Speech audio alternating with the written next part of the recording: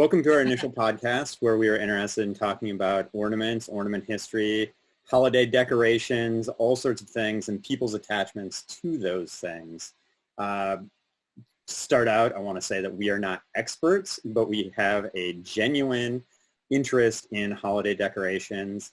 And the goal of this project is to explore that interest and to bring you guys all along with us on that adventure. Welcome to the show. Thanks for joining us. We are here to talk about, well, right now, all things holly and or jolly. It's Christmas time, and for us, it's the most wonderful time of year. Matt said that we may not be experts, but I actually disagree. I think that the 10,000 hours that are requisite to become an expert in anything, I think I've definitely surpassed that when it comes to Christmas. So I guess I could call myself a Christmas expert. Not necessarily the facts. I can't tell you a lot of, folklore. I can't tell you a lot about St. Nicholas, but I can tell you about all things twinkly lights and anything having to do with festive cheer. Julia's introduced herself. My name is Matt. I have a history in archaeology, art history, and I'm a lifelong collector, some might say hoarder, of objects, and I'm really interested in material objects and their people's interactions with material objects, and then the way that the processes of making those things and how that all comes to shape the people. And it's this interaction with the object that becomes really interesting to me, because there's the formation of the object, and then the history of that object as it gets passed from one person to another, oftentimes generations down. And then also how, at least I know for me, those objects can become memory triggers. So whenever I open that box of Christmas decorations every year and I start digging through it, I see the one that reminds me of, that fishing trip from high school, or the first car I bought when I was 16, or a job that I had as a teenager. There's all sorts of different things.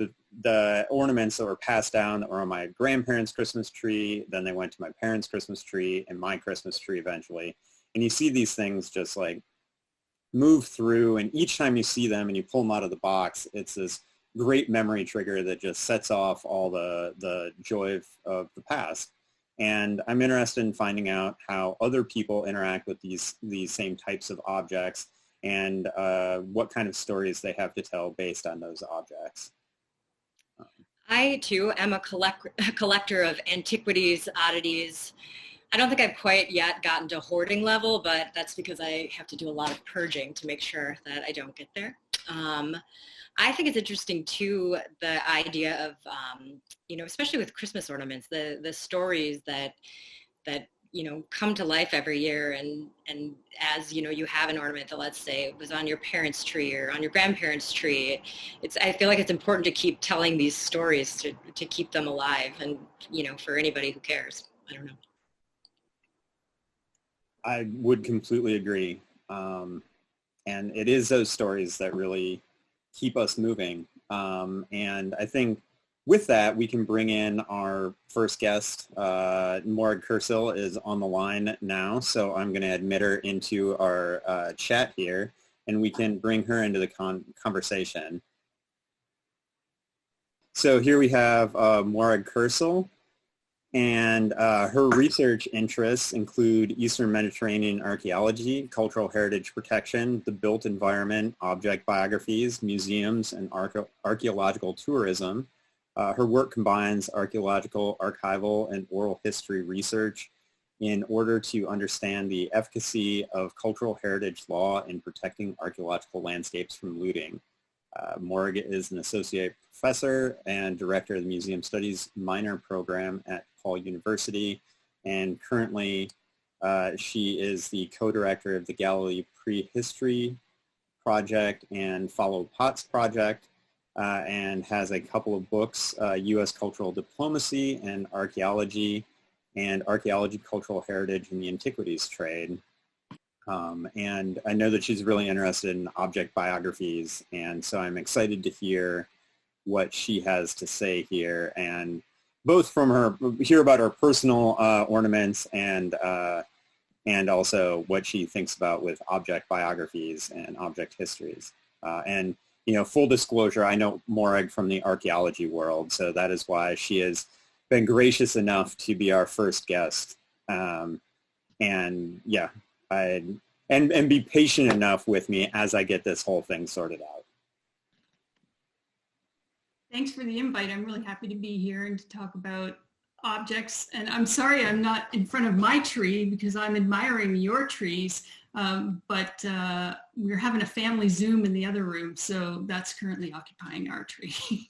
In all fairness, I will add, as I was telling Julie before we started this whole thing, we are in the middle of extensive home renovations, and I live in a giant wet trash heap, and what is actually behind me is a pile of my wife's books drying out from our leaky roof. So this is a image from 2 years ago of our Christmas tree.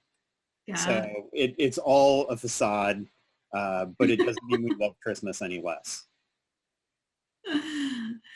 All right, so what do you want to do? How do you want to do this? Well, I was thinking I would ask you a couple of archaeology questions because you are an expert in sort of object biographies and following why objects and material things are important to people. So that was kind of my idea, was to start out letting you tell us from a professional standpoint why you think about, or how you think about these things, and then get into your own personal ornament that you shared with us. And, does that change how you approach your own ornaments and all of that? Well, I think that's a good place to start. It's also a pretty fair observation that if I'm interested in object biographies, and I've expanded that to itineraries as well, so how objects, not just their backstory, but how they move, because I'm really interested in how things go. Fundamentally, I'm interested in how things go from the ground to the consumer and the kinds of hands they pass through and markets they pass through and borders they cross. And so in thinking about that as a professional, as an archaeologist, I also look at my own stuff and think they have their own backstories. And the other day I was saying to my husband that I have a lot of institutional memory for my family that I think my brother and sister who are younger than I am don't. And so I was thinking, wow, it's interesting how stories travel with objects and how they don't, and how they get interpreted. So I'll just give you a little bit of background into my own work and how that ties into object biographies and itineraries. As I said, I'm interested in how artifacts go from the ground to the consumer, and mostly I'm interested in these objects from the Holy Land. And it's a purposeful use of the term Holy Land because I'm really interested in things with biblical connotations, because people want those for different reasons than people want an Aztec something or an Inca or Maya material culture. So I'm really interested in the acquisition and the movement of Holy Land material. And most specifically, or most recently, I've been interested in the movement of these early Bronze Age pots from a particular set of sites along the Dead Sea Plain in Jordan. And I'm interested in their itineraries and where they go in the world and how they get where they are. And so they are from a series of 5 sites along the Dead Sea Plain in Jordan from around 3,500 to 2000 BCE. And they are most often grave goods buried with individuals or with groups of people, and then they end up for sale in the legal market in Israel, and then they end up all over the world. Or they have, as tomb groups, been sold off by a joint cooperative arrangement between the Department of Antiquities and the American School of, or whatever they're calling themselves these days, ASOR. They are in the moment changing their name to be more in tune with current climates. So there were some tomb group sell-offs to seminaries and educational institutions for the purpose of display and educational engagement. So there are tomb groups in places like Iowa, or there are 2 tomb groups here in Chicago. They're in they're in other small places in Michigan. I've also tracked these early Bronze Age pots to the Vatican, to the British Museum, to places in Belgium. I mean, they're everywhere. But they're also, individuals also own these pots. And so I've been really interested in trying to figure out how they move. But I'm, fundamentally, I'm really interested in the laws that are in place that facilitate or impede their movement. And that includes these international conventions that countries sign on to as part of these UNESCO agreements. So it's not just domestic law, but it's also international agreements. So, but that's, in a nutshell, really what I'm interested in from an archaeological standpoint. Well, one side of my archaeology is really looking at these, and ultimately what happens is, in quest of these things, archaeological landscapes are destroyed.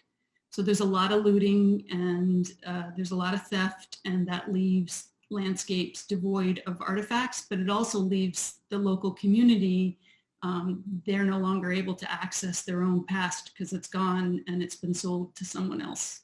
So. And I guess when you think about that, what do you see? I know again, full disclosure, I've heard you talk about this project before, and it's a fascinating project. When you think about collectors and their association with objects, what do you think about as far as like, how do people choose what they're going to attach to, or do you have any sense of like how that connection between person and object happens? So that's actually, I'm on leave this year, and that's actually the focus of my leave. I'm writing the results of 5 years of interviewing people about why they want to own these things. For my PhD and for other research, I focused on the supply side, so the looting and the law, but now I'm focusing on the demand side, because in order to really get a better handle on how things move and whether laws work, you really have to understand why people want to own these things. And if one of the first questions I ask people, okay. That's okay. And this is all, I'm an anthropologist. I'm in the anthropology department, so all of my work is covered by an ethics review protocol. And so I do everything anonymously, so I don't take anybody's names, and it's all oral consent. So I will refer to tourist 18 or dealer 55, looter 5, and so it's all anonymized.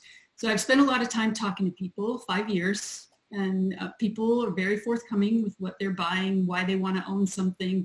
And one of the first questions I ask, because there are so many replicas available, like you can buy an oil lamp for $2 in the old city, would that suffice as a memento of your trip? Like, if you can get a $2 oil lamp, why do you need a $200 Bronze Age pot?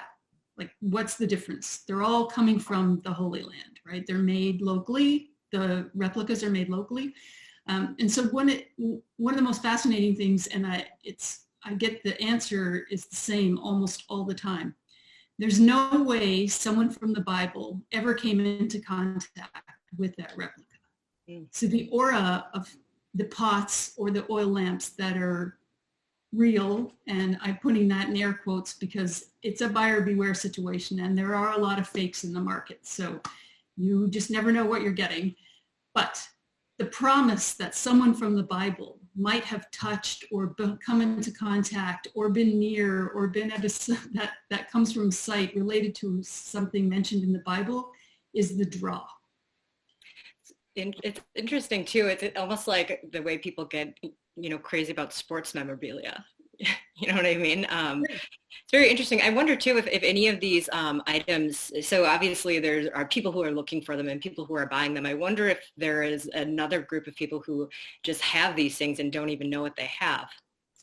And that's very true. Or or there's a group of people that it's not about the lure of the relic or the relationship to the Bible or anything. It's just something that maybe their grandparents had and now it's in their collection. I do a lot of, under normal circumstances, I do a lot of public speaking to local interest groups, and I would say that I've never given a talk where someone in the audience doesn't have one of those pots at their house, or know somebody, or their grandma has it, or because, and it's the same thing, you know, that people don't really know what they have, or they've inherited it, or they buy it because it looks nice. Because that's another element, right?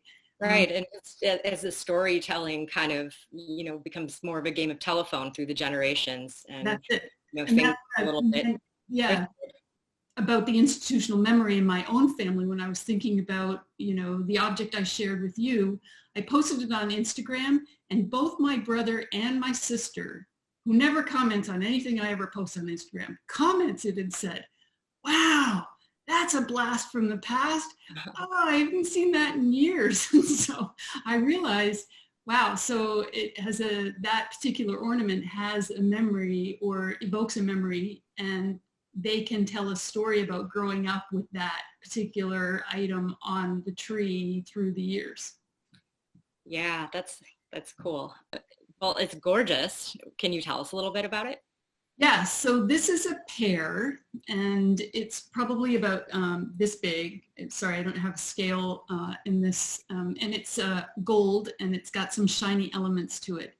And this pear, my parents immigrated to Canada as part of this wave of hard to fill places. So they were encouraging, Canada was encouraging immigrants to come, and they were putting people in, you know, above the tree line, or we were placed in Carbonear, Newfoundland, so right at the very edge of the country.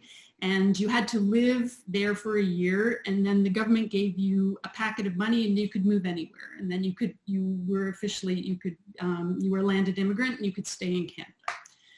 Where were your parents coming from? Oh, sorry, they were coming from Scotland. So they're coming from Scotland, and I think they'd been married for 4 years, and I was 2. And they could only bring, you know, they couldn't bring very much. And I have the chest, the trunk that they brought. And in the trunk, my mother brought these pears, among other Christmas decorations. And I think this is the thing that maybe my brother and sister don't remember. And this is the story that comes with this.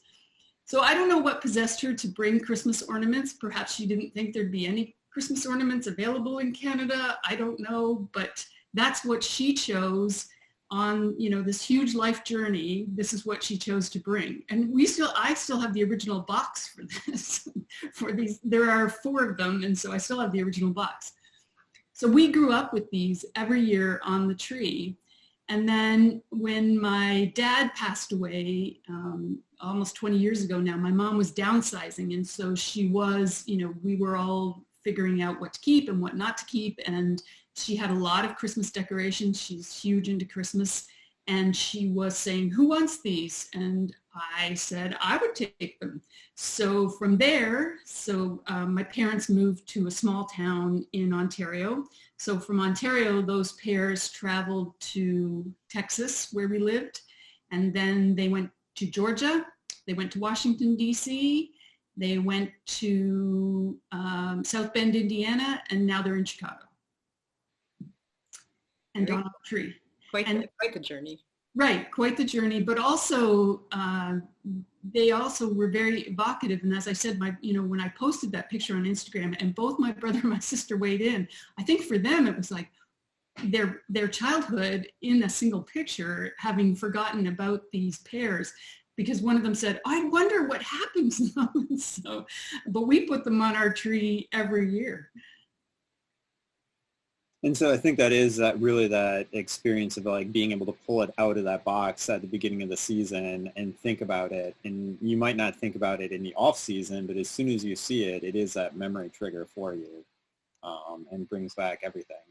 Right. And I mean, for me, I think as an anthropologist and as a storyteller, I think for me, what I really would like to know, and I'm going to call my mom tomorrow and ask her what possessed her to bring these from the UK to Canada when you were able to bring so limited, such a limited amount of things. That's what she chose. And I wonder how long, I don't know the story of how long they had been in her family, or whether this is something she purchased when she first met my dad. I really don't know, but I need to fill in the missing biography part of this Pear's life. I'd be really interested to know. It's really, really cool to think about that. Something about these pears was important enough to take up valuable real estate in the packing, because also it's a delicate item. So it didn't take up just its little box. It was whatever insulation was provided to keep it safe on its journey. That's exactly right. Yeah. I mean, some really thoughtful consideration went into, deciding what got taken and what got left behind. And this was one of the chosen items. So yeah. I'm going to call her tomorrow and ask her. With the original box that it came in, do you have a sense of the what went into the production of these, or is it does it seem like these are mass market by the fact that there are 4 of them in a box, or does it seem like they were given to your mother as a set at some point? It looks like maybe something, and dare say it, probably made in China, but sold in, it looks like it's mass produced. The box does. But there's no marking on the box. It's just a decorative box with a cellophane see-through window, and then it's got tartan on the outside. And so, but I did look to see if there was any name or brand associated, and there was no marking at all on it. Interesting. I wonder if there would be, this might just be not intelligible at all, if there would be a way to find out more by what kind of tartan is on the box. Would that tell us something? I hadn't thought of that. I'll have to take a look. I'll ask her that too. I should have done this before I should have done more of my biography homework and grilled her. Figuring it out as we go. Yep. And you're not the only one figuring it out as we go. So right. There's always opportunity to learn more. I mean, I think that's what at least I know my experience in archaeology, you come up with all your ideas about something, and then you talk to someone, you realize everything you thought was completely wrong. This comes back to when you're talking about this, I was thinking about these cast iron pans that I recently I can't think of the word I want, but basically went through the whole process of cleaning and restoring them. Season. I did the seasoning. But it started out with even more cleaning before that. And I thought, these must be, the old family pans, because there was one in there that I clearly date as being 100 years, about 100 years old. And then it became clear that no, what I actually had was the one that was 100 years old that may have been my dad's parents' pan, but my mom had no idea. And then 2 pans I think my mom picked up at a thrift store before deciding that she hated using cast iron pans, and then just threw in the basement. So not at all a family heirloom, but just the cast iron pans that were 50 years old and sat in the basement that whole time. But still very nice cast iron pans once cleaned up. Because what you get at a thrift store in 1965 is better than what you get in a thrift store, or what you might just come across as normal thrift store cheap purchases today. Yeah.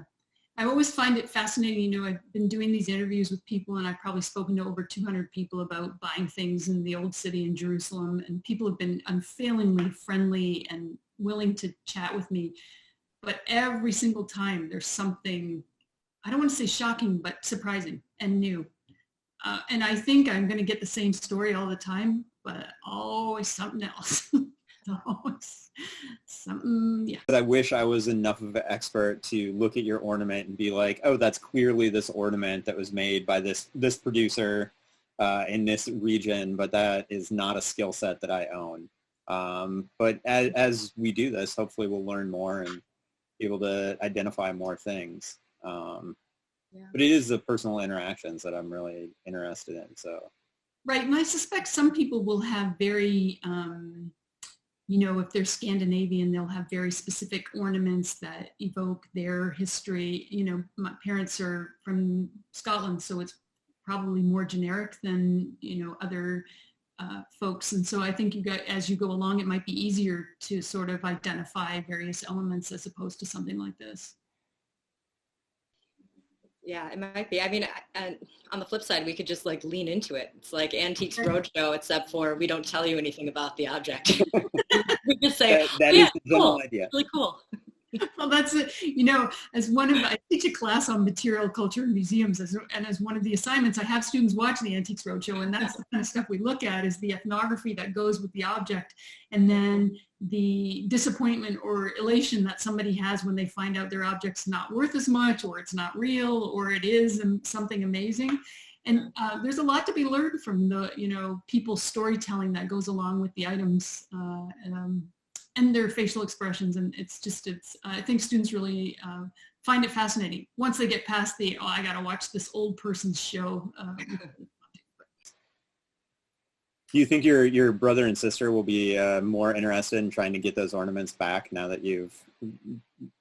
Well, interestingly, I thought maybe, that might be them thinking, how come she has them? Why don't we have them? But my sister is a minimalist, and she has a very structured tree, which I don't think that ornament would fit on it, and she would agree. And so she's probably fine with it. My brother and his family would probably be more likely, but they may have, it's not the only set of ornaments that my parents brought in that trunk. So my brother might have gotten the other stuff that they brought. So I will have to ask what happened to the other, there were some little elves that spelled out Noel, and so I don't know where those are, and so he may have those. So yeah. Nice. Yeah. That's one of the things, as we cleaned out my mom's house recently, my sister and I definitely split up a bunch of stuff to basically be like, well, you can have that thing and I'll take this thing. Or there are a lot of things that we didn't keep as sets, but instead broke the setup. So I end up having one and my sister has one. Right. I think they were just happy to be reminded of this ornament that they hadn't seen for years, because they don't come here for the holidays, and so they've never seen our tree. And so I just think that they were surprised and really elated to see it, because it's been years since they'd seen the pears.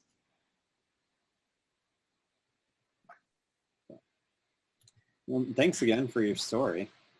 Oh, I'm happy to share it. And thank you for your initiative. I was glad to see it on Facebook, and I probably was the first person who weighed in, like, I'll tell you my story because I love Christmas and I love talking about my ornaments. I look forward to hearing other people's stories about their ornaments.